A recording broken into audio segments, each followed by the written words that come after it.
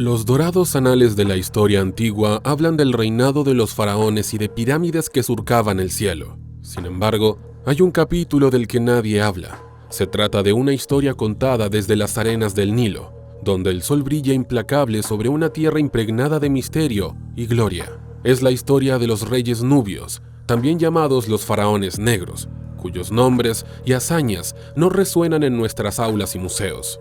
Una dinastía olvidada que, sin embargo, sigue siendo un testimonio del glamuroso pasado de África, un faro de su civilización primitiva y un símbolo perdurable de su influencia histórica. Estos faraones negros no son solo una huella sin rostro en la historia antigua, sino poderosos gobernantes que dominaron el Valle del Nilo en una época concreta y dejaron su huella indeleble. Emergieron de las sombras de la oscuridad, afirmando su poder y dominio sobre un reino respetado por todo el mundo. Sin embargo, su reinado está enredado en los hilos enmarañados de la historia, sus historias a menudo pasadas por alto y su importancia subestimada. Viajando por el río del tiempo, daremos voz a los silenciosos susurros de una época pasada. En este video, conoceremos a los faraones negros, cuyas historias son tan fascinantes como instructivas. Estamos a punto de adentrarnos en la historia que nunca nos enseñaron en la escuela.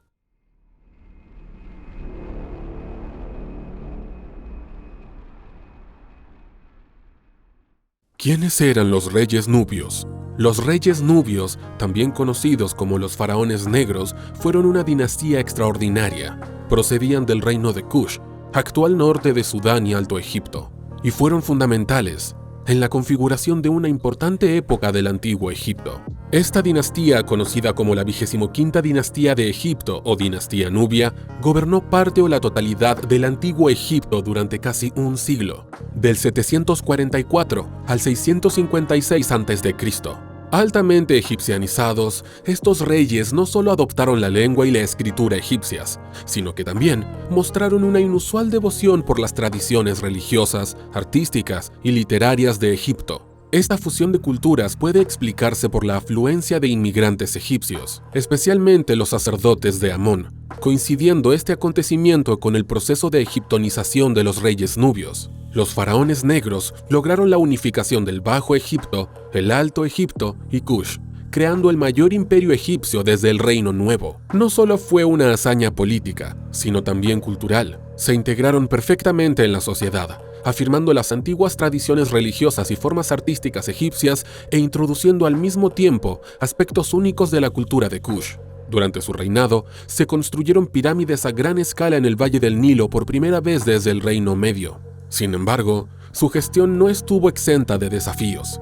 Los reyes nubios se enfrentaron al periodo del Imperio Asirio, lo que condujo al fin del poder kushita en el norte de Egipto y al inicio del periodo tardío del Antiguo Egipto. El término faraones negros es la representación tradicional de esta dinastía. Sin embargo, es objeto de críticas por parte de los estudiosos, ya que implica que otras dinastías no tuvieron orígenes meridionales similares, ignorando así el parentesco biológico entre los antiguos nubios y los egipcios.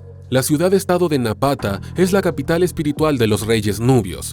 Fue desde aquí, desde donde Pille, uno de los reyes nubios más importantes, inició su exitosa invasión de Egipto.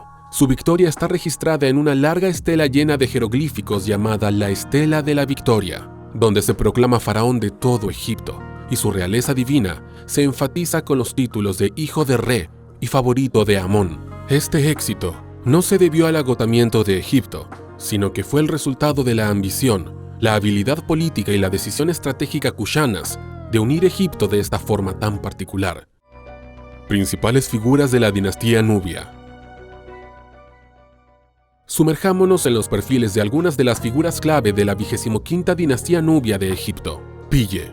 Nuestra historia comienza con Pille, el primer faraón de la 25ª dinastía, que inició la conquista kushita de Egipto desde su tierra natal en el norte de Sudán. Se le recuerda como un gobernante religioso y compasivo, con un amor especial por los caballos. Pille quería caballos como regalo, y 8 de sus caballos fueron enterrados con él. Su amor por los caballos no era solo sentimental, ya que era consciente de su valor estratégico. Los estudiosos demuestran que algunos de los mejores caballos utilizados en Egipto y Asiria fueron criados y exportados desde Nubia. Estos caballos, junto con la mejora de los carros y las tácticas de caballería, desempeñaron un papel importante en la exitosa campaña de Pille contra Tefnach y sus aliados. Shebitku. Después de Pille, Shebitku ascendió al trono, cuidando el dominio nubio sobre Egipto. Según pruebas arqueológicas recientes, Shebitku conquistó todo el valle del Nilo, incluidos el Alto y el Bajo Egipto, alrededor del año 712 a.C. Tras conquistar el Bajo Egipto, trasladó la capital a Menfis. El rey Sargón II de Asiria es una inscripción del año 706 a.C. Llama a Shebitku rey de Meluca, confirmando así su dominio sobre Egipto. Su reinado marcó un periodo de consolidación y expansión del control nubio sobre Egipto. Shabaka. Otra figura importante de esta dinastía es Shabaka. Según la tradición, puso todo el valle del Nilo hasta el delta bajo el dominio del imperio Kush. A continuación, inició un programa de reconstrucción de los grandes monumentos y templos egipcios, a diferencia de sus predecesores. Esta restauración de los lugares sagrados de Egipto se convirtió en un símbolo de la era del arcaísmo egipcio, de la vuelta al pasado histórico que inició Shabaka. Además, Shabaka devuelve a Egipto la monarquía teocrática al convertirse en el primer sacerdote de Amón. Su devoción religiosa queda patente en la piedra de Shabaka, un antiguo papiro religioso que inscribió y que nos proporciona un ejemplo bien conservado de la teología menfita. El texto destaca que fue en Menfis donde tuvo lugar la unificación de Egipto. La inscripción también afirma que en esta ciudad fue enterrado Osiris tras ser arrastrado por las olas. Estos tres faraones destacan en la dinastía XXV por sus contribuciones a la unificación y reconstrucción de Egipto, sus estratégicas acciones militares y su devoción religiosa. Su reinado representa la cúspide del poder nubio en Egipto, reflejo de un período en el que la cultura y la influencia nubias fueron significativas en el valle del Nilo. Sin embargo, la influencia de los faraones nubios no se limitó a Egipto. Intentaron ampliar su esfera de influencia en Oriente Próximo, pero finalmente no lo consiguieron debido al poderío del imperio neoasirio. A pesar de su derrota, estos intentos simbolizan la búsqueda por parte de los nubios de una presencia e influencia global más significativa. La caída de la dinastía XXV marcó el fin del dominio kushita en el norte de Egipto debido a la conquista asiria. Sin embargo, su legado perdura y deja una huella indeleble en la historia y la cultura egipcias. Su dominio sigue siendo un testimonio de la compleja imbricación de diferentes culturas. Objetos y hallazgos arqueológicos. Descubrir el pasado a menudo revela tesoros que cambian nuestra comprensión de la historia. Lo mismo puede decirse de los descubrimientos arqueológicos relacionados con los reyes nubios de la XXV dinastía egipcia, que pusieron al descubierto una rica red de artefactos que narran la historia de su reinado. Uno de los descubrimientos más asombrosos es la estatua del rey Taharka, una figura imponente que gobernó el vasto valle del Nilo.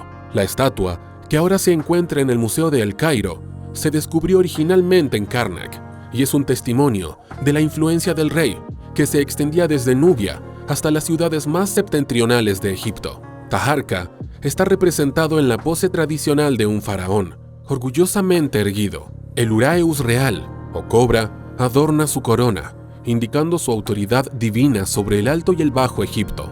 El Museo Nubio de Asuán alberga una importante colección de objetos de la época de los reyes nubios. Sus exposiciones ofrecen un fascinante viaje a través de la civilización nubia, mostrando la integración de la cultura nubia y egipcia durante la dinastía XXV. El museo proporciona valiosos conocimientos sobre las prácticas religiosas, artísticas y sociales de esta época. Sin duda, el mayor legado que dejó esta antigua civilización son las pirámides que construyeron. En la actualidad, hay unas 225 pirámides en Sudán, pero la mayoría de la gente y los turistas nunca han oído hablar de ellas. Las pirámides de Nubia son más pequeñas, empinadas, estrechas y de piedras toscas. La mayoría de estas estructuras son templos. No verá turistas merodeando frente a estas pirámides. De hecho, lo más asombroso es que, después de casi 3000 años, aún se elevan intactas sobre las arenas calientes de Sudán. En todo su esplendor, parecen guardar celosamente la historia de una gran civilización olvidada.